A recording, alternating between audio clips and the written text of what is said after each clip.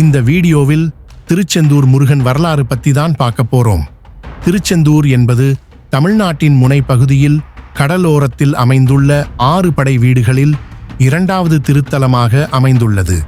இங்கு எழுந்தருளியிருப்பவர் செந்திலாண்டவன் சுப்பிரமணிய சுவாமியாக காட்சி தருகிறார்.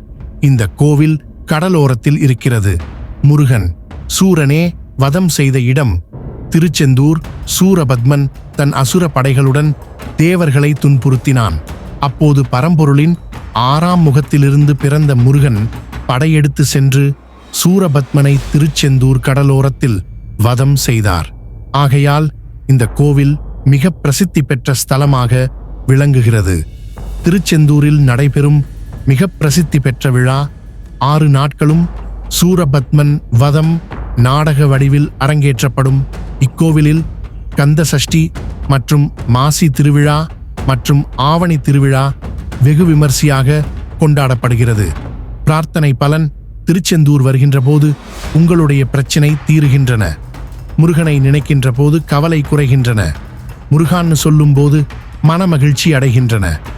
எல்லாம் முருகன் கோவிலிலும் முருகனா மலை மேலே ஏறி தான் முருகனை பார்க்க முடியும். திருச்செந்தூரில் மட்டும்தான் முருகனை இறங்கி பார்க்க முடியும். ஏனென்றால் இங்கு கடல் மட்டம் உயர்வாகவும் முருகன் சன்னதி தாழ்வாகவும் இருக்கிறது. முருகனை நாம இறங்கி பார்க்கும்போது மனதில் உள்ள பிரச்சனைகள் எல்லாம் தீருது. ஆகையால் இந்த கோவில் ரொம்ப பிரசித்தி பெற்ற கோவிலாக திருச்செந்தூர் விளங்குகிறது.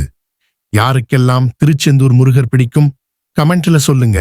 இந்த வீடியோ பிடித்திருந்தால் லைக் பண்ணுங்க, ஷேர் பண்ணுங்க, கமெண்ட் பண்ணுங்க, சப்ஸ்கிரைப் பண்ணுங்க.